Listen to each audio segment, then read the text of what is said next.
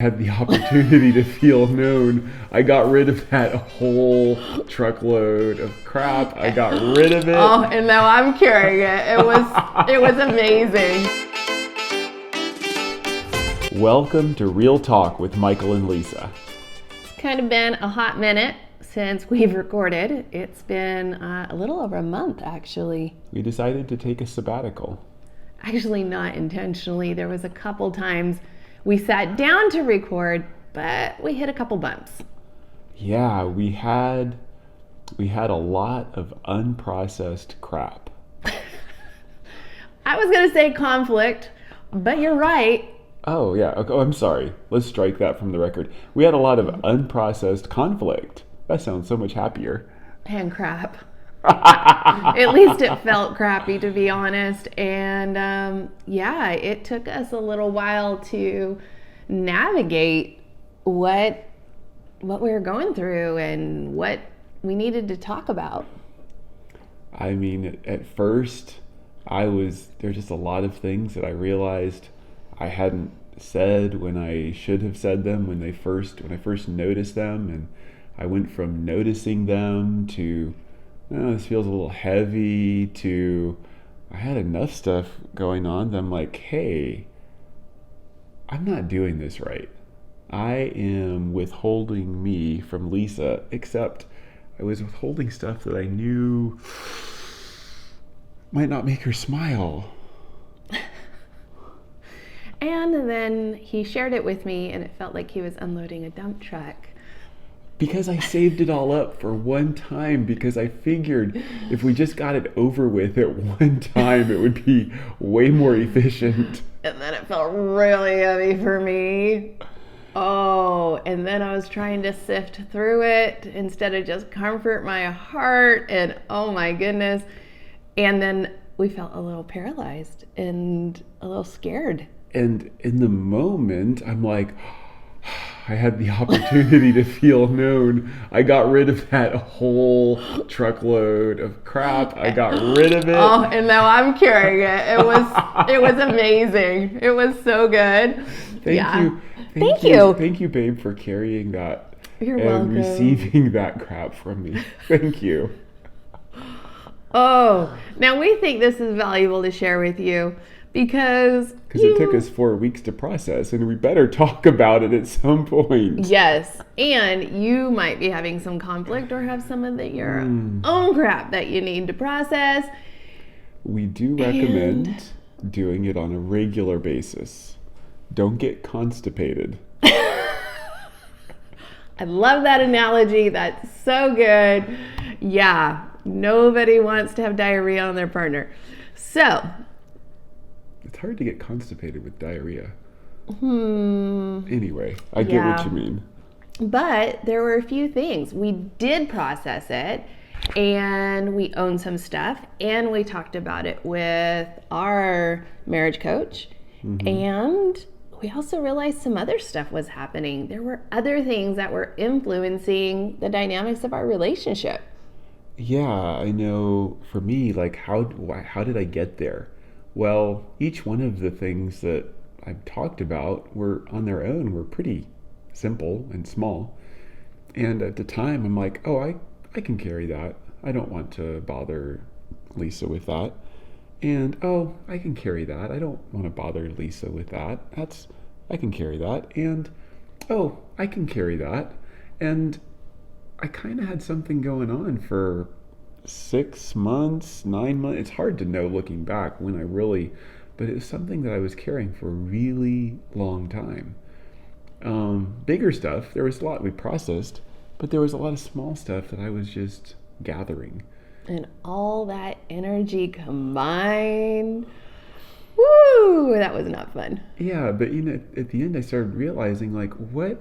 Because then there were just little things, like I saw myself, like I was just less energetic to see Lisa, or I wasn't as excited about different things I should be excited about. And I'm like, what's going on? And I realized I don't feel known. I feel like I checked out. Like I could blame it on Lisa that she did all these things. The truth is, I said nothing. And I didn't bring it up when it came up, and I wasn't taking care of me, which ultimately means I wasn't taking care of our marriage. And I've taken some time to trace it back to I didn't feel valuable. I didn't feel like it was important enough. I didn't feel important enough. I didn't feel worthy of being known. I didn't feel worthy of being heard or seen or being a, a full contributor in the relationship. It really came back to my belief systems about me. And then when he shared with me, my belief systems popped up, because not only did it feel heavy, it felt like, oh, he's super dissatisfied, discontent with our marriage. And I take that to mean with me. And then it's like, oh, not that something's wrong, but Lisa, you're wrong. You're wrong in who you are. You're wrong as a wife. And that goes back to my insecurities and some of the lies I've been believing. And what Michael and I have both discovered is most of those lies that are creating mindsets that we're carrying started when we were kids. Started from us believing something. Maybe something happened to us that was actually unfortunate, and so we created this belief system around that unfortunate event. Or maybe we just misinterpreted something that happened. But however it happened, we believed something. And it's affecting our marriage today. And in the past, we've talked a whole lot about, like, okay, different strategies and different things to implement. And those are all great. But we have got to be really honest with ourselves. We're Christian. We are in a much bigger reality than just the two of us being married. Yeah. We're walking our lives out before God, and there is a real enemy that wants to destroy our hope, that wants to destroy our capacity to be with God, to go to heaven. He wants to destroy us, and he wants to destroy our capacity to love each other, to love other people, to let other people know the good news of what God did when he sent his son to die for us on the cross. Yeah, and if you know a little bit about us, you know that we, not only do we have this YouTube channel, but we teach classes about relationship. We do relationship coaching for couples who are dating, or premarital coaching, or marriage coaching. And really the heart of all of that is healing. We have a healing ministry that's within a coaching business, and through teaching classes and helping singles to get healthy and healed and whole so that they're ready for marriage. And the enemy isn't too excited that we're taking territory back and that people are stepping into freedom. And I know even in our own marriage, like we talk about taking a month off because it took us a while to process all this, to see, it took us a while to collect, me a while to collect all of it. It took a while to process, how did I get there?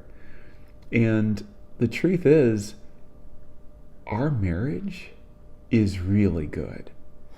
And we've shared a lot of really good, we can talk about things that I know a lot of people can't talk about or don't even get to in their own marriages, or they blow up their marriage. We have made it an intention to live our lives as an example to married couples and single people who want to be married, to give hope and to be honest and to be vulnerable and to tell you the not so pretty parts. And the devil hates hope. He hates the testimony that we're creating in our lives by continuing to come closer together every time we run into a bump in the road. And or a crap load of stuff. And what I realized last week was, wow, we kind of got sidelined a little bit. Yeah, there are real issues to process. Absolutely.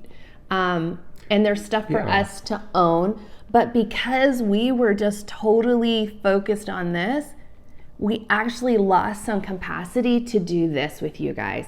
And for that, I'm sorry. And it's part of our process, right? And we're learning.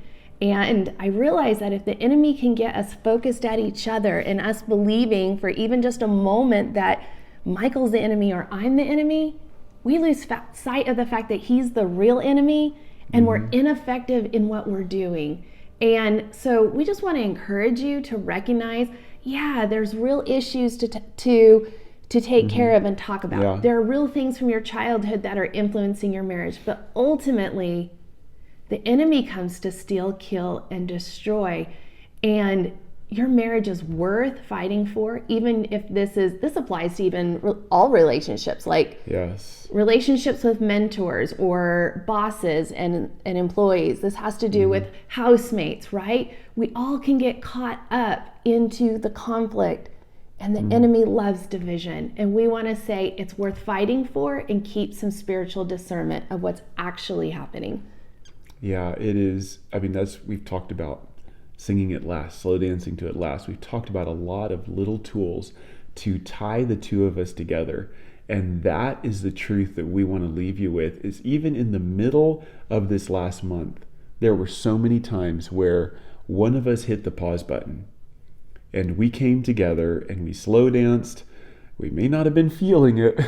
we might have been hiding. We might have had to put the daggers away for those moments, but we chose into exalting love, God, and our marriage above any conflict, fear, or lies that we were believing. And because we're willing to be brave and talk about hard stuff, we're actually closer and our marriage is stronger.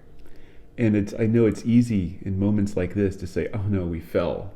No, I actually have the perspective of we grew to this point where we were ready, and now we're growing through this point, and there's so much more. We want to bless you with hope. We want to bless you with the courage to keep walking through difficult times. Yeah. And we want to remind you that the devil is real, and his desire is to take you out. He is always the enemy. We want to bless you with the truth that God sent his son, God sent his love. He is here to restore. He is here to rebuild. He is here to redeem. Yeah. He is here to bring life and hope and to bring it more abundantly. So whatever situation you're in today, God can work it out if you partner with him. So we just want to encourage you, stay the course, fight the good fight, and realize who the real enemy is. So we bless you in Jesus' name. Love you. For more content, you can like or share this YouTube channel. We'd love for you to click on the link. We need as many people as possible watching this. We know we're amazing and we have good stuff to share. So take a second. Subscribe, like it, or share it. Like it, share it. We need to get the word out. Check out www.coonscoaching.com. No, don't use the www. Don't use www because that's old school. That's old school. 2000. That's so 2000s. You can't do that no more. You have to say just coonscoaching.com. Yeah. There they were, just a speaking at the light, singing.